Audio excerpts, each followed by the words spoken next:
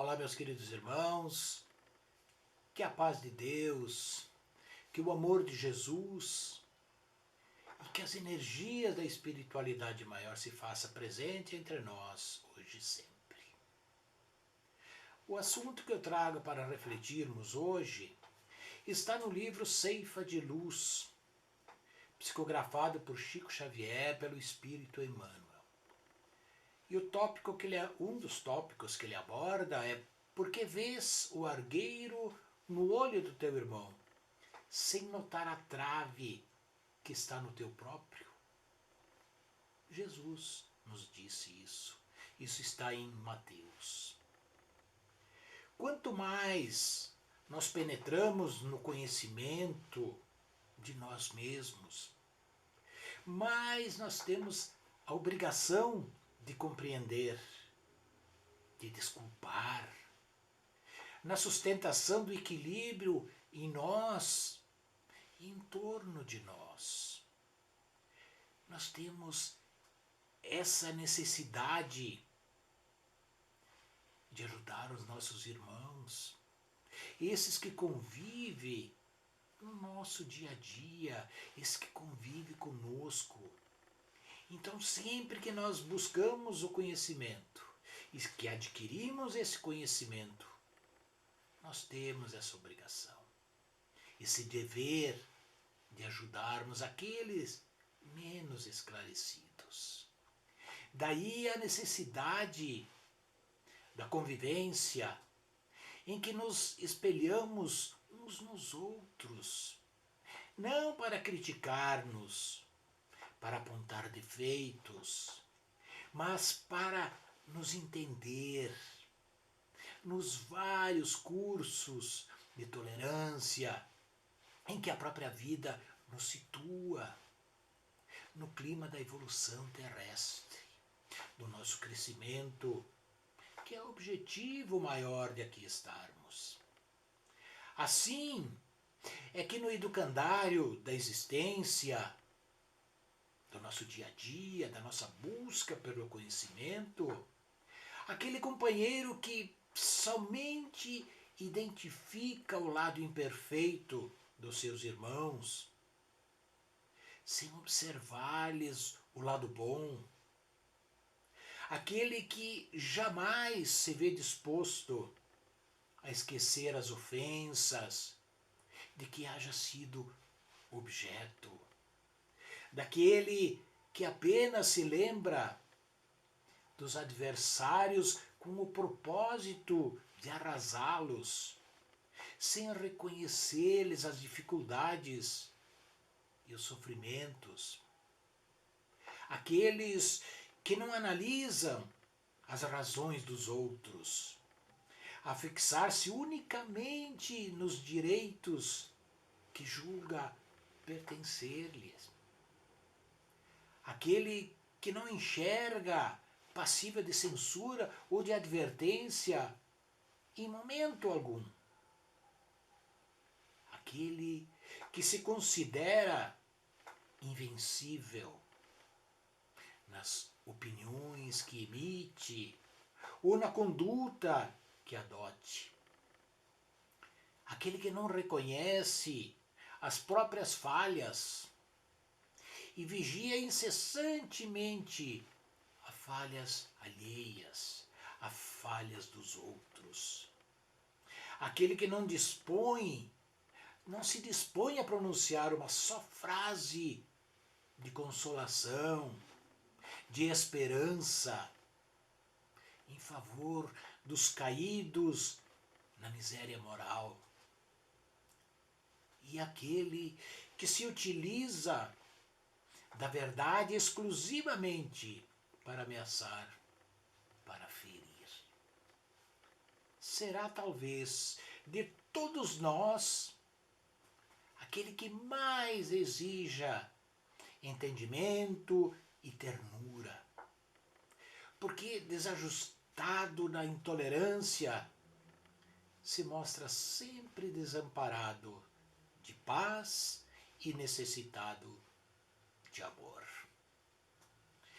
Você já se deu conta de que seu afeto não é o mesmo para com todos os membros da sua família? Notaram isso? Uns nos são mais caros, outros menos. Alguns nos são indiferentes, podendo até mesmo haver aqueles que nos são antipáticos. É muito normal dentro de nós, embora amamos todos da mesma forma, nossos filhos, é normal termos um afeto maior com um, maior com o outro. Por que isso?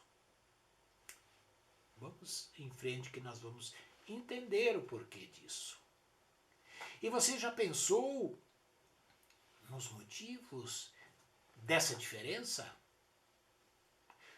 Quando nos questionamos sobre esse assunto, muitas dúvidas nos vêm à mente. Ora, se somos filhos do mesmo pai, se somos os pais de vários filhos, por que então não conservamos o mesmo sentimento por todos de igual forma? Indagando-nos com sinceridade, chegaremos à conclusão de que há duas espécies de família. As famílias pelos laços corporais e as famílias espirituais. As corporais, aquelas que somos ligados por esses laços corporais, frágeis como a matéria, se extinguem com o tempo e muitas vezes se dissolvem moralmente já na existência atual. Não existe aquele vínculo muito grande e já se desfaz em uma encarnação apenas. As famílias pelos laços espirituais, essas sim, essas são duráveis, se fortalecem pela purificação e se perpetuam no mundo dos espíritos, através das várias migrações da alma, através de várias encarnações, nós sempre estaremos ligados espiritualmente.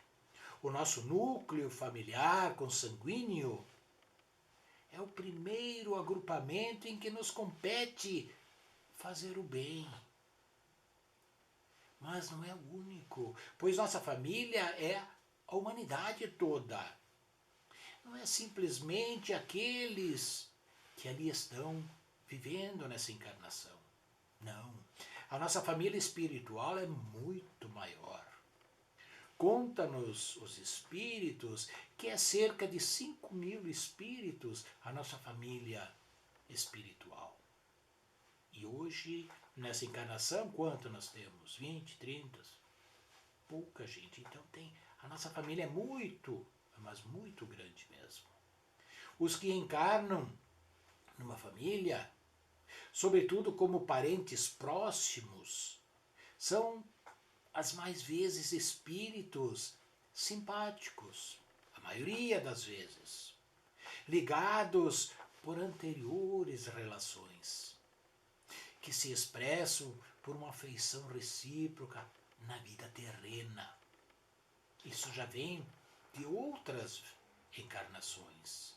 Também pode acontecer, sejam completamente estranhos, afastados entre si por antipatias anteriores, que ali lhe serve de provação. Aí eles vêm aqui, aí nós se reunimos para reparar essas provas.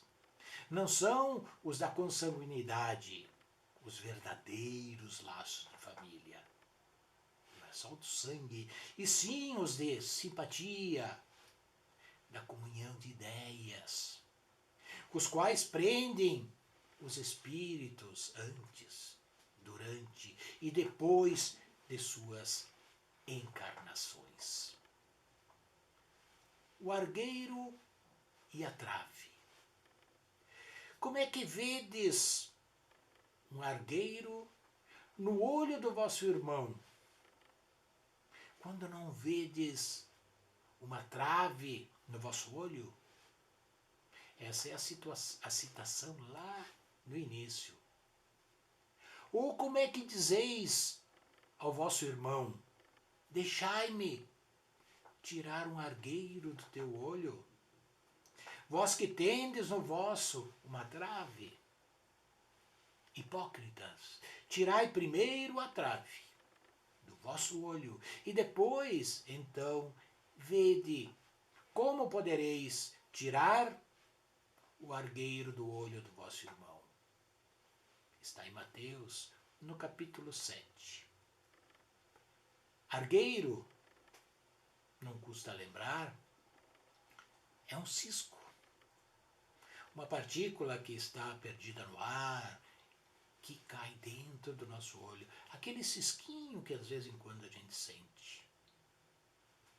Muitas das vezes nós não conseguimos nem ver aquele cisco. E a trave é um tronco grosso de madeira, aqueles palanque, como muitos chamam. É uma forma figurativa que Jesus usou para olharmos primeiro em nós e depois olhar para o outro. Tem uma história que um casal de velhinhos toda manhã sentava na mesma mesa, no mesmo local, para tomar o seu café. E o homem olhando lá para a janela, para fora da janela, eles avistavam a vizinha.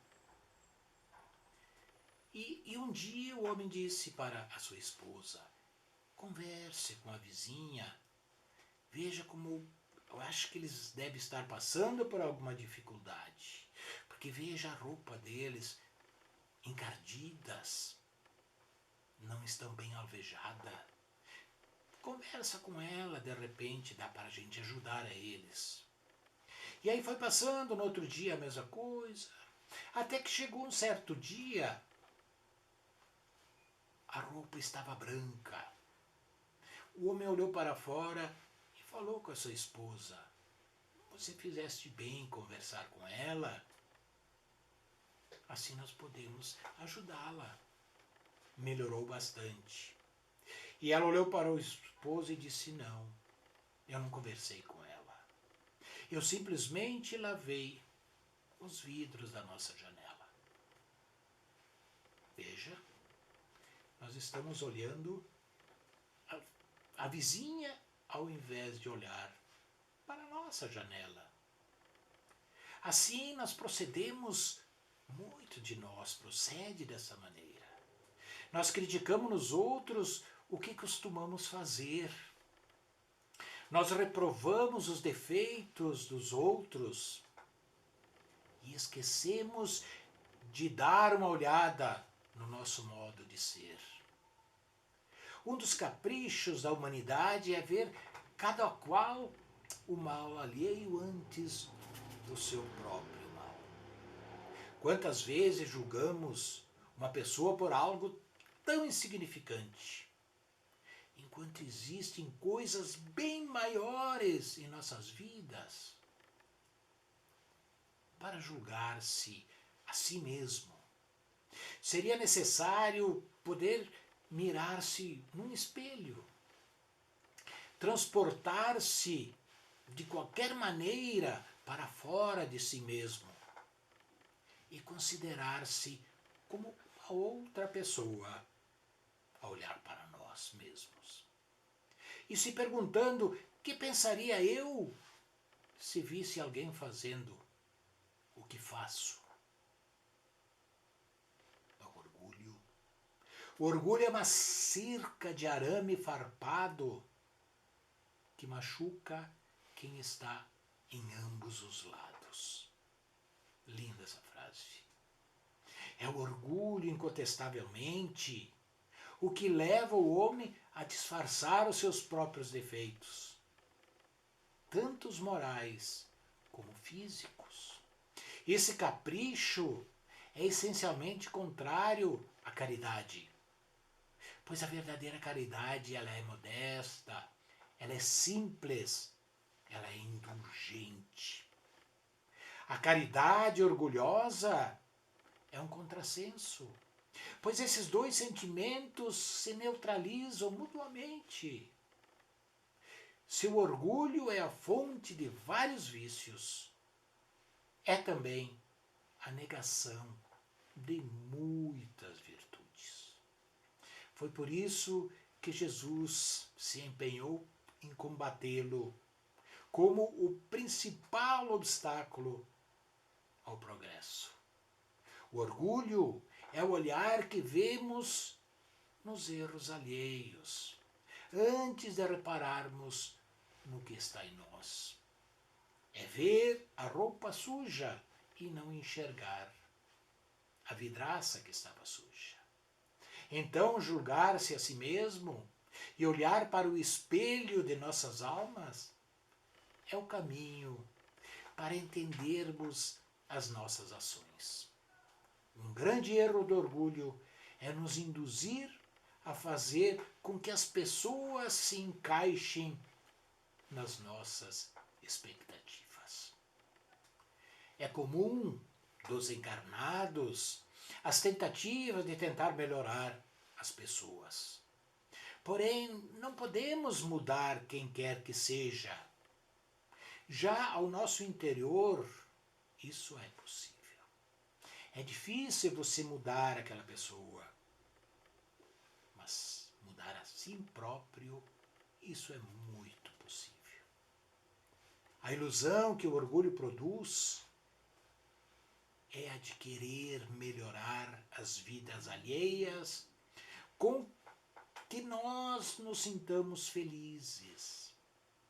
Somos fiscais de quem não supriu as nossas expectativas. Emmanuel nos diz: é imprescindível habituar a visão na procura do melhor, a fim de que não sejamos enganados pela malícia que nos é própria. Se ainda temos dificuldades para nos livrar de nossos defeitos e vícios, não devemos ser mais rigorosos com a fraqueza dos outros. Por que só nós somos fracos? Errando, todos nós temos essas fraquezas. Isso é fruto totalmente do orgulho e da vaidade do homem, pois apenas quem não comete erros está apto a apontar as falhas do próximo. Será que é o nosso caso? Não é o meu caso. Apontando as faltas dos outros, não prestamos atenção nas nossas. Se cada pessoa fizesse uma autoanálise dos seus erros, das suas fraquezas, diminuiria muito os prejuízos causados pelo mau uso da língua, do verbo. Amar o próximo como a ti mesmo. Essa foi uma ordem dada pelo nosso Pai para que cumpríssemos. Entretanto, muitas pessoas não observaram essa ordem de Deus. O amor verdadeiro ama o amigo, mas ama também o inimigo. Amar o próximo é fazer todo o bem que está ao nosso alcance. Tal é o sentido das palavras de Jesus quando nos disse: amai-vos uns aos outros como irmãos. Não posso fazer mal a você sem ferir a mim mesmo. Palavras do Gandhi. Sábias palavras. Amar nossos inimigos No Livro dos Espíritos, na questão 887,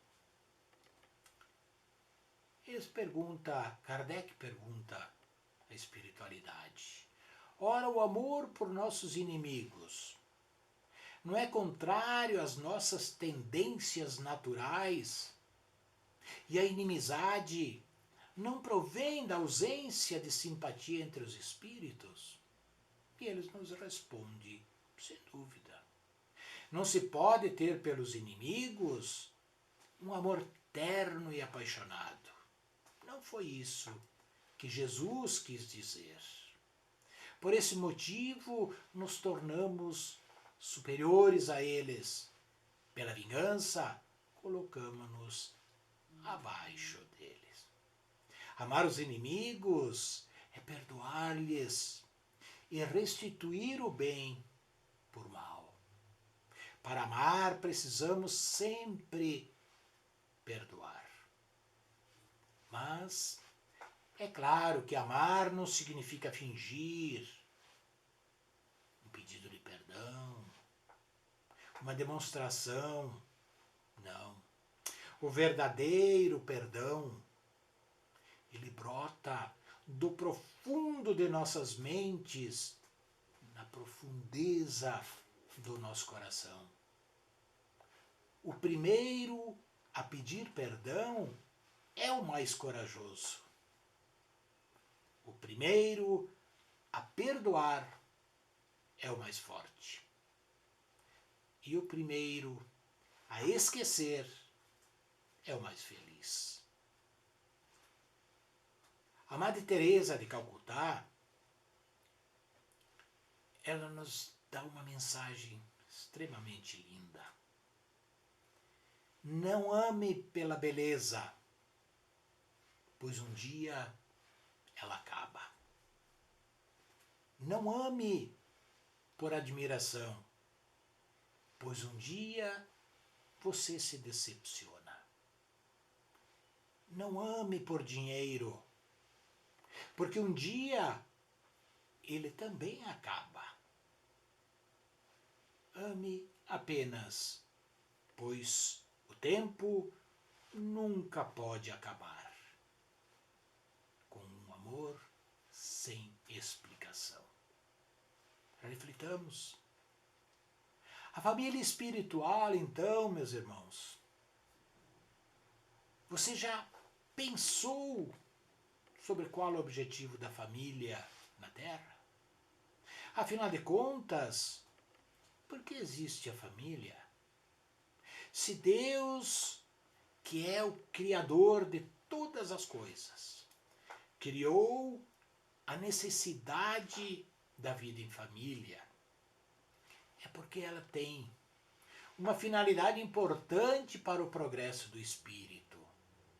Jesus recomendou que devemos amar o próximo como a nós mesmos. Assim, a família é essa escola onde podemos aprender a amar umas poucas pessoas para um dia amar a humanidade inteira. Na família, que são menos pessoas, é mais fácil de praticá-lo para um dia expandirmos para a humanidade. Deus, que é a inteligência suprema, sabe que no estágio evolutivo em que se encontra o homem, nós somos incapazes de amar todos os seres humanos como a nós mesmos. Por essa razão, ele distribui as pessoas nessas pequenas escolas chamadas lares, para que aprendam o amor ao próximo mais próximo. É assim que em nossas múltiplas existências vamos aprendendo o amor de mãe para filho, de filho para mãe, de irmão para irmão, de avô para neto, de neto para o avô, tio para sobrinho, sobrinho para tio, esposo para esposa e tantas outras combinações que dá para fazer. E quando conseguimos amar verdadeiramente um filho, por exemplo, nosso coração se torna amoroso também pelos filhos alheios. Quando desenvolvemos profundo amor por uma avó ou pelos pais, toda vez que uma velhinha ou um velhinho cruzar nosso caminho, sentiremos algum carinho, porque nos lembraremos dos nossos queridos velhinhos. Assim, os laços de afeto vão se formando aos poucos, para que um dia possam se estender para toda a grande família humana. Na lei da reencarnação, nas várias existências, vamos solidificando esses laços de afetividade com um maior número de espíritos que nascem sobre o nosso teto. Dessa forma, a nossa família espiritual se amplia e os laços de bem-querer se solidificam a cada nova possibilidade de convívio. Podemos constatar essa realidade no amor que nutrimos pelos amigos, que não fazem parte da nossa família consanguínea, mas com os quais temos laços sólidos de afeição, que eles poderão ser irmãos na família espiritual. Se o amor ao nosso próximo é a lei da vida, teremos mais cedo ou mais tarde que aprender esse amor. E nada mais lógico do que começar pelos familiares, que a sabedoria das leis divinas reuniu no mesmo teto, no mesmo lar. Portanto, viver em família é um grande desafio e, ao mesmo tempo, um importante aprendizado, pois o convívio diário nos dá a oportunidade de limiar as arestas com aqueles que porventura tenhamos alguma diferença. É por essa razão que existe a família, para que aprendamos a nos amar como verdadeiros irmãos, filhos do mesmo Criador. Tudo o que o homem plantar, isso também colherá. Esta é a lei do retorno.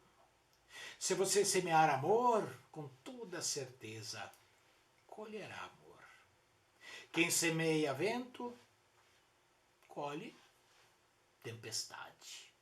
Não há como fugir do que somos e fazemos. Um dia, as nossas ações dão um jeito de retornar para nós. Vivemos diante de espelhos. Escolha bem o que você pretende refletir por aí. E para finalizar, meus irmãos, vou fazer um pequeno resumo. Então, nós somos todos uma única família cósmica universal, onde todos somos irmãos do mesmo Pai, que é Deus. Ao internalizarmos isso, teremos mais facilidade em compreender nosso familiar mais embrutecido e teremos, sim, resignação para buscar o entendimento com o espírito que nos foi confiado ao convívio familiar. Somos irmãos, nos amemos, pois que Jesus Cristo já nos abençoou e é a eterna família do globo terrestre. Reflitamos sobre isso, meus irmãos. Vamos sempre nos lembrar que aquele irmão que está do nosso lado nos causando algum transtorno, pode ser que ele está aí justamente para o nosso aprendizado, para podermos desenvolver mais o perdão, perdoando aqueles que se atravessam, como nós costumamos dizer, no nosso caminho. Que a paz de Deus, que o amor de Jesus, que essas energias cheguem até nós e nos dê o esclarecimento, a vontade de buscarmos essa nossa melhora e abraçarmos melhor esses que convivem conosco, que faz parte desta família cósmica universal. Fiquem todos bem, fiquem todos com Deus. Um beijo no coração de cada um de vocês. Até o nosso próximo encontro. Muito obrigado.